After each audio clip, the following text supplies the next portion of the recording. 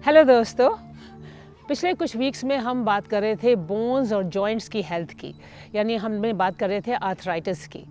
Apart from arthritis एक और ऐसी बोन रिलेटेड कंडीशन है जो कि औरतों में ख़ास तौर पर बहुत कॉमन है, एंड दैट इज़ ऑस्टियोपोरोसिस। जी हाँ, ऑस्टियोपोरोसिस जो है it affects 5 times more women than man. आदमियों को होती है लेकिन थोड़ी होती है, बहुत कम होती है और बहुत देर एज में, बहुत लेटर एज में होती है।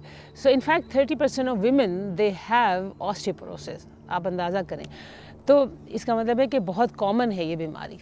अब होता क्या है इस बीमारी में? ऑस्टियो का मतलब है बोन्स और पोरोसिस का मतलब है बोन्स जो कि पोरस हो गई हों, ब्रिटल हो गई हों, यानी कि हम अपनी लैंग्वेज में कहते हैं भुरभुरी हो गई हों। तो आपने देखा होगा कि आपकी अपनी ही फैमिली में कोई ओल्ड लेडी है, कोई बूढ़ी औरत है और वो ज़रा से गिरी, थोड़ा सा ठेस लगी उनको और उनके जो है या तो हाथ की हड्डी टूट गई या हिप की जो है वो बोन फ्रैक्चर हो गया या स्पाइन में कुछ है या गर्दन में, तो ये फ़ौरन जो है उनको चोट लगी और फ्रैक्चर हो गया। लेकिन अगर आप कोई यंग आदमी हो या यंग बच्चा हो या तो वो जो है अगर आप गिरता भी है तो ज़्यादा उसको ठसक लगती है, कोई ब्रूजेस हो जाते हैं और वो ठीक हो जाता है उलट पुलट के ना, तो उसको कोई बोन नहीं उसकी टूटती है। तो इसका मतलब ये है कि बोन डेंसिटी जो है वो ओल्ड एज में जो है वो बोन डेंसिटी ओल्ड लेडी की कम हो गई है और इस वजह से बोन टूटने का जो एक प्रोसेस है वो बहुत आसानी से हो रहा है। अब आप ये देखिए, ये इस पिक्चर में आप देखेंगे कि जो हेल्थी बोन है उसके अंदर जो टेक्सचर है उसकी बहुत थिक है, लेकिन जो ऑस्टियोपोरोसिस से हुई हुई है अफेक्टेड, उसके अंदर जो है वो जो अंदर मिनरल है वो बहुत कम है। होता ये है कि जो आप उम्र के बढ़ते जा रहे हैं तो आपका जो बोन बिल्डिंग प्रोसेस है वो कम होता जाता है और आपका जो ब्रेकेज है, ब्रेक डाउन जो प्रोसेस है, बोन ब्रेक डाउन प्रोसेस है, वो तेज़ होता जाता है। इसकी वजह से आपको ऑस्टियोपोरोसिस होता है, क्योंकि कैल्शियम जो है, जो मेन जो आपकी मिनरल है उसमें जो मैक्रो मिनरल है वो कम से कम होता चला जा रहा है और आपको आपके बोन टूटने का जो चांस है वो ज़्यादा बढ़ जाता है। ठीक है, अब आपको मैं बताऊं कि फैक्टर्स क्या क्या हैं इस बीमारी के। पहली तो बात ये, जैसे मैंने आपसे कहा कि एजिंग जो है वो सबसे बड़ी वो है प्रॉब्लम। आप जो उम्र के बढ़ते जाते हैं चांसेस ज़्यादा आपका जो है ये इस बीमारी का हो जाता है। तो इसलिए कोशिश ये करनी चाहिए कि प्रिवेंशन हम पहले से ही शुरू कर दें। तो और दूसरा फैक्टर जो मैंने आपको बताया वो है इनहेरिटेंस।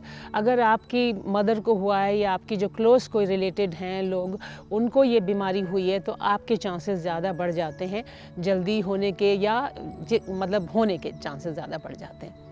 फिर अगर आपको हार्मोन इनबैलेंस है, ख़ास तौर पे मेनोपॉज के दरमियान में जो है वो एक रैपिड डिक्लाइन होता है, बहुत तेज़ी से जो है बोन डेंसिटी वो कम होना शुरू हो जाती है औरतों में, तो इस वजह से भी जो है वो आपको ऑस्टियोपोरोसिस हो जाता है।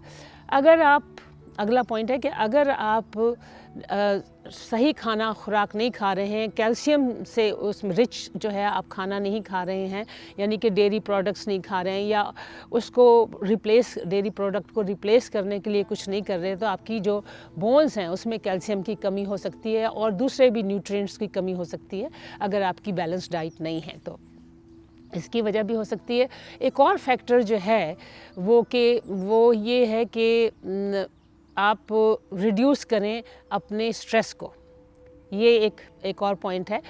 उसकी वजह ये है कि जब आप स्ट्रेस में, वैसे तो हम सारे स्ट्रेस में किसी न किसी सूरत में रह रहे होते हैं, किसी को थोड़ा स्ट्रेस है, किसी को ज़्यादा स्ट्रेस, लेकिन अगर क्रॉनिक स्ट्रेस हो जाए, कंटिन्यूसली आप स्ट्रेस में रह रहे हो, तो आपका जो कोर्टिसोल लेवल है आपकी बॉडी में, जो कि स्ट्रेस हार्मोन्स हैं, अगर वो ज़्यादा हो जाए तो वो आपके बोन फॉर्मेशन को रिड्यूस कर देता है। तो इसलिए स्ट्रेस को थोड़ा सा मैनेज करने का कोशिश करें कि आप मैनेज करें। फिर अगला पॉइंट है manage your weight but don't go on diet. ये एक बहुत इम्पॉर्टेंट चीज़ है कि ये एक ऐसी बीमारी है, ये एक ऐसा इंस्टेंट है where body weight has some benefits. जी हाँ, बॉडी वेट थोड़ा सा ज़्यादा होना ज़्यादा अच्छा है as compare to underweight होना उसकी। लेकिन इसका ये मतलब नहीं है कि आप जो है वो फ़ैट जमा कर रहे हैं, बैठे हुए हैं। और आपको ये देखना है कि मसल मास जो है वो एक्टिविटी से वो आप रखें, लेकिन फ़ैट नहीं होना चाहिए आपकी बॉडी में, क्योंकि उससे और दूसरी बीमारियां पैदा हो सकती हैं। तो आप एक्टिव रहें, लेकिन डाइटिंग जो है वो मत करें।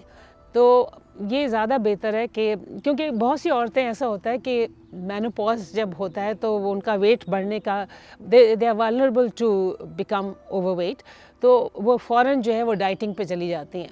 उसकी वजह से जो है वो आपका बोन लॉस बहुत हो सकता है। अच्छा, जो अगला पॉइंट है वो है कि गेट इनफ स्लीप। अब जो बोन सेल्स फॉर्मेशन है उसकी जो एक्टिविटी है वो रात के वक्त इसलिए होती है जब आप सो रहे होते हैं, रीजेनरेशन प्रोसेस हो रहा होता है। तो आपको, अगर आप क्रॉनिक स्लीप डिप्रिवेशन है, यानी कि आप बहुत कम सोते हैं, अगर इसका मतलब है कि आपको जो है वो रीजेनरेशन प्रोसेस जो है, बोन बिल्डिंग है, वो भी इफ़ेक्ट हो रहा है।